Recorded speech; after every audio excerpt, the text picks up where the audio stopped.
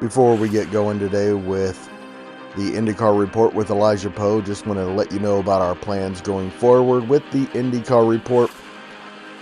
Starting in August, our second season of the Central Indiana Sports Report, the plan is to have IndyCar reports throughout the year. Every single week, we will find a regular time and day going forward. And of course, during the season, we will continue to preview every race after qualifying and then recap and react to every single race on the schedule with Elijah and sometimes some other guests. Please join us. What you're listening to now is the Central Indiana Sports Report, podcast number 328.2, the IndyCar Report with Elijah Poe. This week, looking at Alex Palou's 2025 from an historic perspective, where he stacks up with the all-time greats heading into the Toronto race this weekend.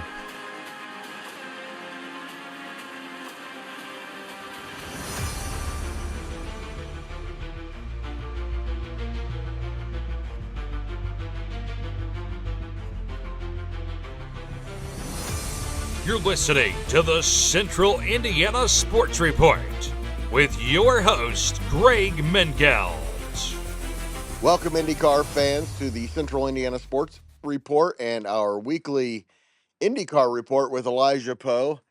Of course, I have Elijah Poe with me right now, and we are going to talk greatest seasons in IndyCar history. Of course, the name hasn't always been IndyCar, but there's still a trail going all the way back to the early 1900s. So we're going to talk about that, Elijah, and what's a little bit of a preview of what's coming up this weekend, because we have another street course coming up in Toronto, Elijah. And the reason that we're doing the podcast that we're doing today is because Alex Palou is looking for his 8th win of the season in Toronto. Elijah, welcome. Yeah, thanks for having me.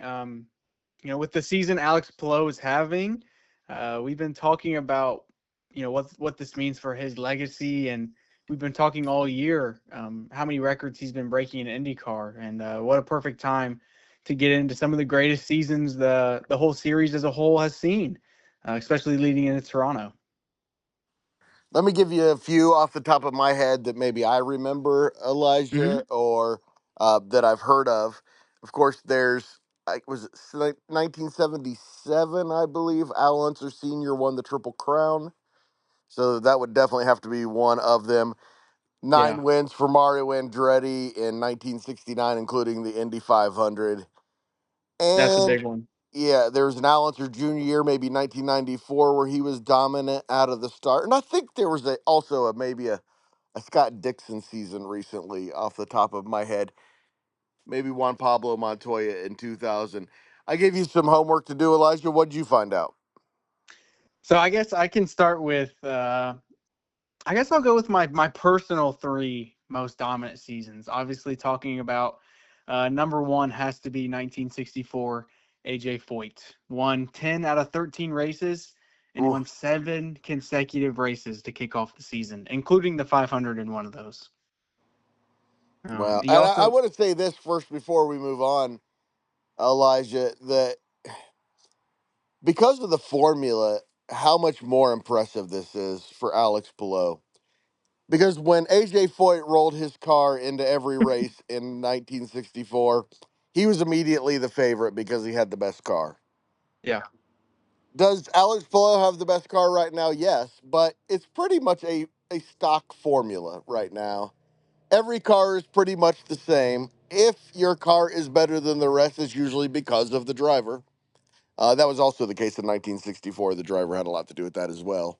mm. But this is ultra impressive that the league is this competitive and to already just be 3 wins shy of AJ Foyt's all-time record. It's honestly unbelievable, and maybe a little spoiler, but for the reasons you stated, I would not be surprised if this season for Alex Palou does not end up in the top 2 or 3 seasons a driver's had an IndyCar at all time. Do you mean like wins wise, like going for Foyt's record of 10, or do you mean legendarily? Well, I would have to go legendarily because I'm not sure. I'm not sure Alex Palou can reach 10 wins. Ooh, I that mean, would we be all know he tough. can. Of course you We all know can. we can. Yeah. But it's just really hard to do. Like you said, in this age of IndyCar, winning is really, really hard. And he's found a formula where he's been able to do it 7 times. It's just unbelievable. 7 out of 12 races, 4 pole positions. He has 11 out of the 12 races. He's finished in the top 10. 10 out of the 12 races, he's finished in the top five. And he won the Indy 500 this year, and we still have 5 races to go. It's just unbelievable. Before we move on to your next greatest season of all time, I want to point out that winning the 500 is almost a prerequisite for this stat. If it wasn't Michael Andretti's 1991, I believe, yes, and he was 11 laps from winning the Indy 500 in 1991, would probably also be on this list. Well, maybe I'll argue about this because I've got a certain driver by the name of Mario Andretti with his 1966 season. Although Oh, he didn't win the 500, he won 8 out of 15 races, was on pole for the 500. But this is my favorite and was stat. rookie of the year in the 500, right? Yes. And this is my favorite stat. He led 54.8% of all laps run that season. So Wow. for over half of all the laps run in IndyCar that season, Mario Andretti was leading them. That is unbelievably hard to do. Unbelievably hard to do. Unbelievably hard to do, Elijah, but let me pose this question. He had only a couple fewer wins in 1969 and also won the Indy 500. Isn't that kind of by default the better season? Yes, yes. But I don't think a lot of people give the 66 season enough credit because obviously Fair everybody looks enough. to 69, And I which think 69. Go we ahead. can say the same thing about the 1991 Michael Andretti season that he dominated. Yes, yeah, that as well. Had a great season there. The only thing is, gets a little undershadowed because the 500 Mm. um, and honestly, in the sport IndyCar is, I don't think it's too unfair to say that to have a great season you have to win the 500. And he finished second to a legendary performance by Rick Mears in that 500. He was passed with 10 laps to go.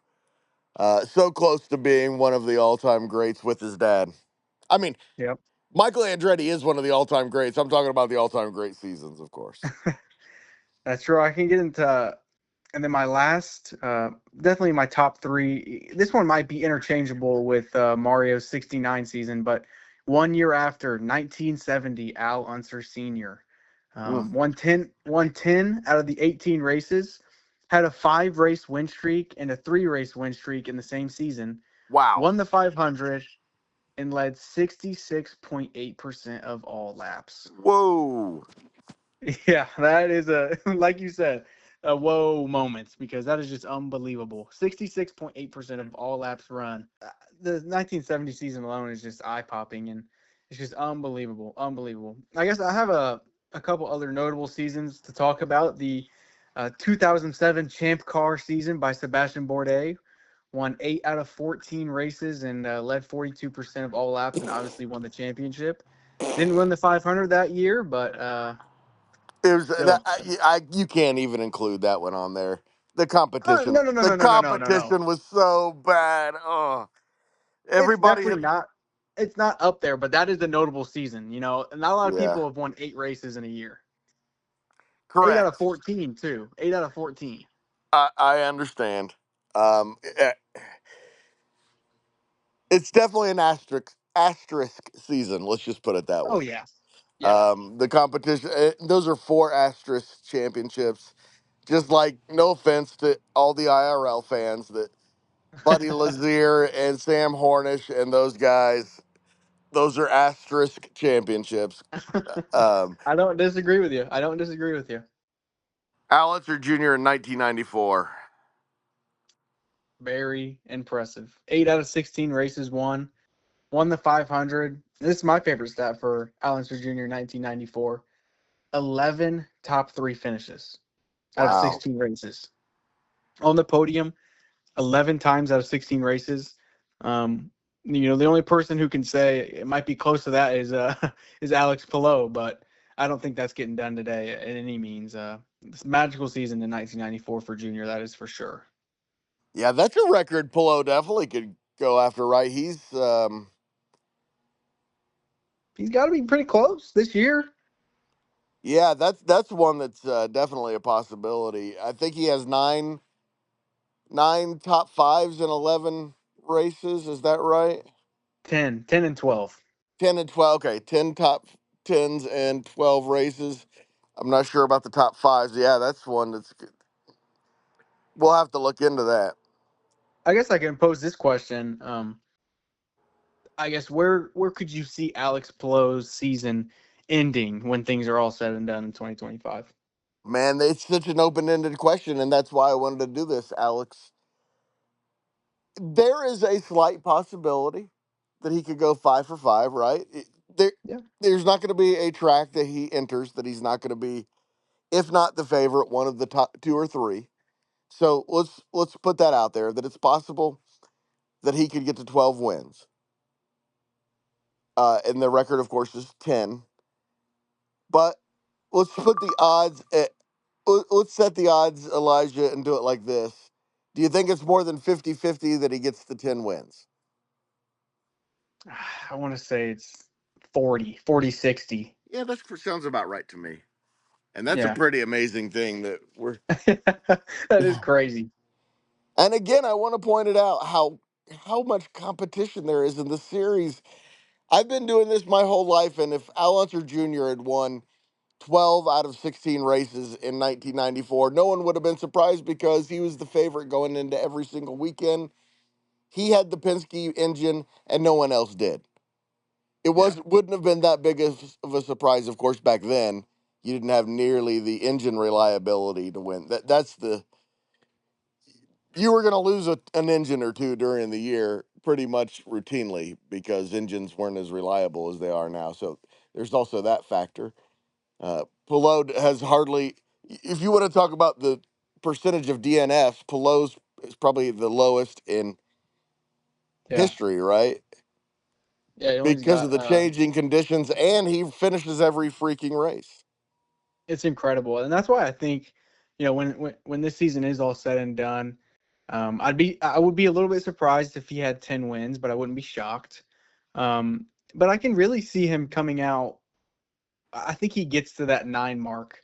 You look at the tracks coming up like Toronto for this weekend and Laguna Seca and Portland. Those are all tracks that he's won at before, and he's very quick. And although the Andretti cars are also great on those circuits, it's Alex Palou. Like I would not be surprised. He just has the pace, he has the speed, and that's why when it's all said and done, I would not be surprised if this is one of the greatest, maybe 1B behind AJ Foyt for me, just because the track record he has right now and the competition he's going up against, it's next level. It really is.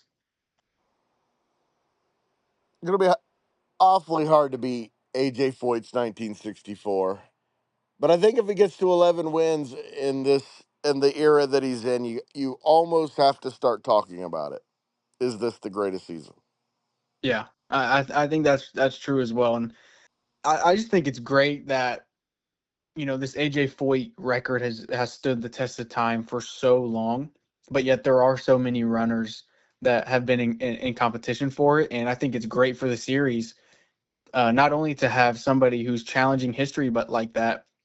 But it's important that history still matters. Um, it's important people still know about the 1964 AJ Foyt season. That's what IndyCar was built up upon, and I think the people respect it now so greatly. And to see Alex Palou have even a chance to accomplish history is something great to have in the series. For those of you Elijah's age or around that who are listening, AJ Foyt was the greatest star in IndyCar history, at least within America. Mario Andretti may have been the bigger worldwide star, but they're the two biggest stars in the history of racing, I believe, motorsports. And to be chasing that is quite impressive. Yes, it is. And it's so great for the series as a whole. I know a lot of people might even say, "Oh, Plo wins too much. It's getting boring." But if you watch these Not races, one of these races has been boring. Not since Thermal. exactly, yeah, thermal. As far as I'm concerned, thermal didn't even happen. Yeah, it's kind of been the consensus. But if you watch these races, it's not like he's winning by 30 seconds.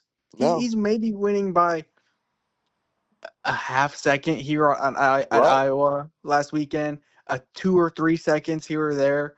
Um, it's just incredible. It really is. And I'll be super interested to see how he turns up in Toronto. That's a track he's always been strong at. But man, these Andretti cars have just been the class of the field these last couple of years up in Toronto. Not just the last couple of years, for a lot of years. For a lot of Yeah, years. We talked about how Ray Hall's been is so good at Mid Ohio, and they overperform their norm at Mid Ohio every year. And of course, that's the case for every single team at a track. This is definitely the case for Andretti here. absolutely. And seeing Colton Herta win it last year in 2024, he's somebody who I look to pretty much immediately to make an impact for this race on Sunday. He's so quick on this street course, and he really needs a podium or a win to really get some momentum at the end of his season. You started really, really flat. And any boost that's going to help him into 2026 and close out 2025 is much needed for for this Andretti team. And you and I will spend more time previewing the Toronto race, which, by the way, is Sunday at noon. After qualifying on Saturday, we'll preview the race. Do you consider Herta the favorite going in, or is it Palou? Um, I would consider it Herta, but I think Vegas might tell you Kyle Oh, I'm Kirkwood. sure. Oh, is that right? Yeah. Not Palou? I think they would tell you Kirkwood, just because he has been so strong on the street courses. I think he's won every one this season. I wouldn't be surprised to see him win this as well, especially after the absolute miserable week that he had at Iowa Speedway. Give me just a second. I'm going to look it up. All right, here we go. According to the sports books, Alex Palou is a heavy favorite at plus 230. Colton Herta next at plus 800 with Pato O'Ward. Scott Dixon is 10-1. A plus 600 almost difference? That Yeah. is crazy. Most people don't know. They count on the people who don't know the ins and outs of IndyCar. They That's they count true. on people. All they know is that Alex Palou is dominating. Here's the money on Alex Palou. And it's hard to blame him with the way he's raced so far in 2025. But Yeah, I and think it. if you had a Go ahead. market that was only available to IndyCar fans, the odds would be completely different. Yeah, that's true. I think even if it was open to IndyCar fans, I still think most people would have Pelot as the favorite, and it's hard not to. Yeah, But it would definitely be closer than almost 500, 600 points difference. That's and for Kyle sure. Kirkwood would definitely be in the top three. Oh He's not in the yeah. top five. All right, Elijah, dark horse going into the weekend. Dark horse. I'm gonna go Felix Rosenquist. Mm, Hasn't been able to pull off a win this year.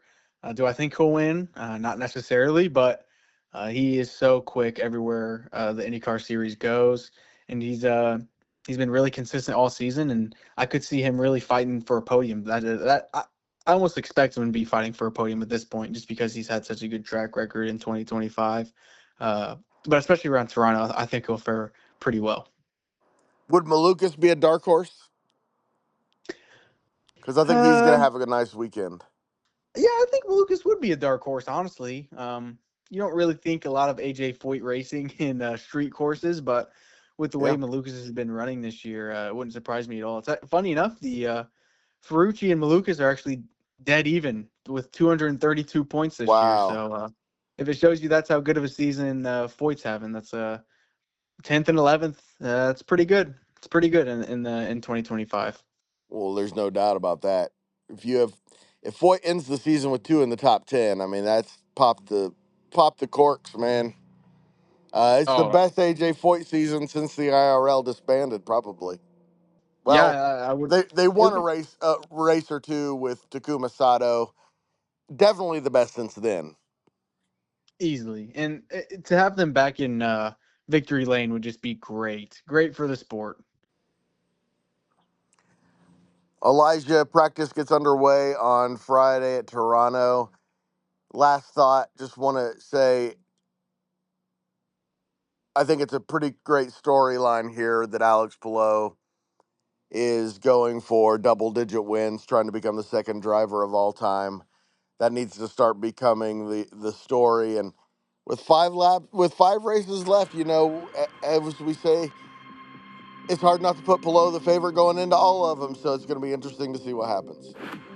Absolutely, it's going to be great to see how this season unfolds with 5 races left. Seeing Alex Palou have such a dominant streak of wins and having him be so consistent over the season is so great for the sport. Just to kind of relish the fact that we have a driver that is so dominant and so great that this only happens once every 15, 20 years, maybe even longer, because that's what you're getting into with the history books with Alex Palou in 2025.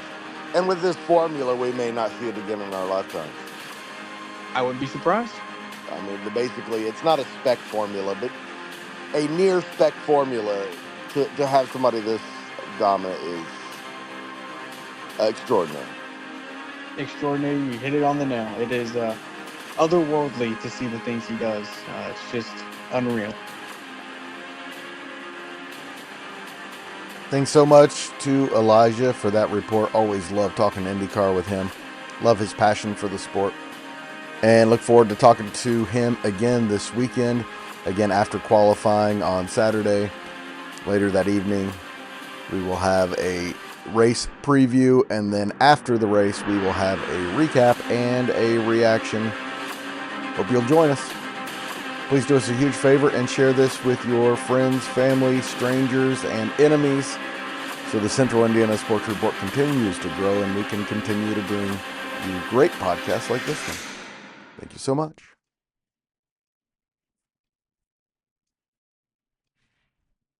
Central Indiana Sports Report is a product of ITG Media, and I love Susie.